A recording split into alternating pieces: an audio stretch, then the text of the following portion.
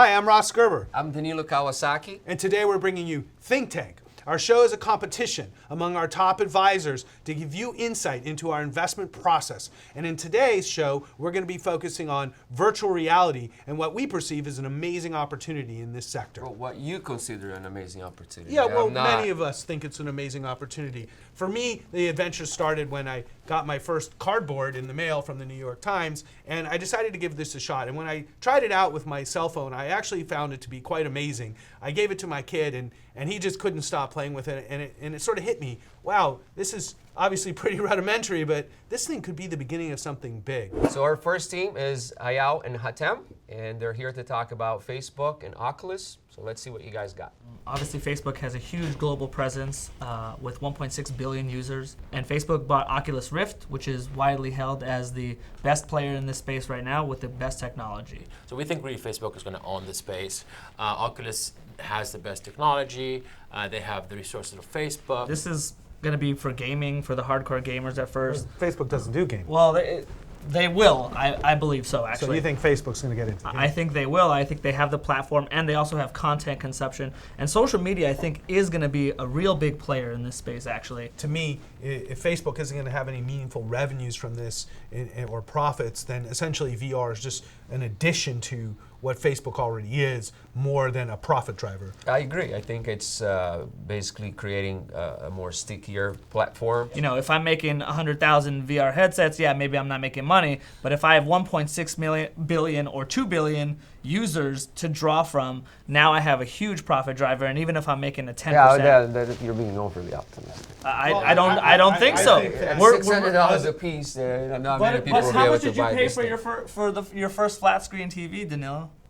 $6,000. Okay. and I could probably get one for $300 today. Yeah. We're done with Facebook. Okay, thank you very much. So our next team, captained by Matt Iantoska, one of our managing partners, and you guys are here to talk about Activision. Activision, as many people know, is one of the leading content creators, developers, and publishers of video games in the world. They're a $20 billion company, $20.5 billion company with 20% profit margin. And even though they don't have any virtual reality products, they have the installed customer base and client base that's going to be the early adopters for virtual reality. Do you have any games even in development? No. They're No, the king not- content creator, as Nick will say. Yeah, Activision is the king of content in the video game space. They have 4 of the top 10. Yeah, but they don't have any Titles. content in development for VR. So it's not just about VR, it's about indoctrinating people into the Activision experience, and that way they can use VR to leverage their customer base that's already installed. I hear what you're saying. If anything, VR will actually decrease their margins because it will become more costly Much to more create this costly. content. Yeah. And if they already have a big audience, are they really going to get more profits or even more users because they have VR content? I don't know. One of the biggest revenue drivers is they sell a game one time, and then they can resell new packages, new Yeah, but maps, this new isn't a expansion debate packs. about the video game business. We know the But it's video going to game be the same business thing is for good. virtual reality. If they can get more people using their products, they can use they can use PS4, they can use Xbox, they can use virtual reality. Any other competitors have VR games out? No, not yet. Not yet. Well, And they're ahead of the curve on most new technologies. Oculus in is gaming. launching with a video game from a, I think, Swedish developer. So they are launching with a video game. It's not from Activision or EA. though. Well, it's one of those like character games. It's not really like a No, full it's a blown- shooting game. You're flying a plane. They're and going blasting to be people. so far behind Activision and the other big players. I mean, the You Call can't of call Duty. somebody behind if they're coming out with the first VR game. They're ahead. See, what I read is Activision is actually really good at selling accessories to the games. You know, Guitar Add-ons, Hero yeah. add-ons. So you know that can be a good way to increase revenues is if they had their own virtual reality glasses that they can sell with their games. That's Well, not- I just that's don't not like their the core hardware business. business. I don't like the hardware business. I don't know how think they're going to make more software- money in VR if they Well, are the not. only way I see them making more money in VR, in add-ons too, is by having twice as expensive games in VR. I do think the Call of Duty fan base would pay $100 or more for a game in VR. I do think they would do that. So maybe we are too early on this. Yeah, but maybe Activision is one we're going to have to watch. Zach, Malcolm, and Brian, and you guys are here to talk about Sony. Yeah, Sony, which was formerly known as Project Morpheus, now they're calling it PlayStation VR, is definitely an interesting play because they're already the #1 hardware seller for console games. Some of the cons are we don't really know when the release date's going to be, nor do we know the price. and it is rumored to be behind in terms of sophistication behind Oculus as of now.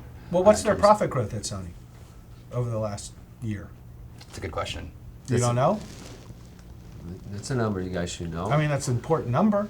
I think it's negative. I don't even think they make money. Do they make money? You don't know why I'd want to invest in this company? No, I'm just going to say it's a conglomerate. You're going to have parts of the businesses that are Yeah, but it's a going crappy down, conglomerate. and this is basically. the biggest That doesn't part make of their money. business, and it It's is growing poorly without run. the virtual reality already. Where's it growing? They're losing money. No, it's not. They have the #1 console sells 36 million. They since sell then. more than Xbox? Yes, A lot more than Xbox. Far more. A lot more. Without VR.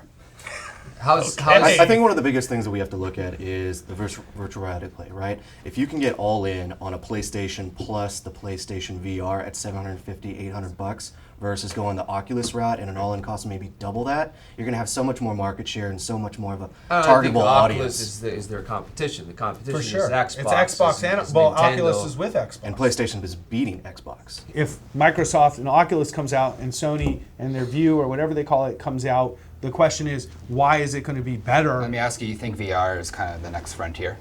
Well, yeah, that's why we're here. Just because you're a few months ahead, does that mean you're going to be #1 in the future long term? I think first mover advantage should not be underestimated. So I really just don't see how VR and this one little part of this big company that's good is going to somehow move the needle for Sony. For us, it's more an opportunity. And honestly, why wouldn't you want to own something that's called Morpheus? Oh, there we go. You brought Morpheus with you, huh? Thank you very much. Are you still as excited about VR as in the beginning I of the am. show? I'm excited about VR. I'm maybe a little less excited about the profit opportunity once we've taken a look at it and how it can affect many companies. I thought we saw some great presentations today about the different companies, but unfortunately, I think many of the concerns that I had weren't answered. I thought Sony coming in, I thought it could be the winner, but you know, their presentation, they had a good ending, but in the middle there, they kind of missed some numbers, Yeah, and we they needed could to have have done that. better. Activision didn't really have any product or content to speak of. You know, there's an opportunity with gamers, I get that, but there's nothing tangible that we can talk about right now. So who did the most convincing? In my opinion, I think Facebook was the most convincing, just mainly because of their confidence, and you know, I know that they spent a lot of time doing research and putting their thoughts together, and they did have a product to speak of, which obviously helps. Okay, so we're going to give it to Facebook, huh? We're going to give it Yeah. to the Facebook team. I think so. Okay, sounds good.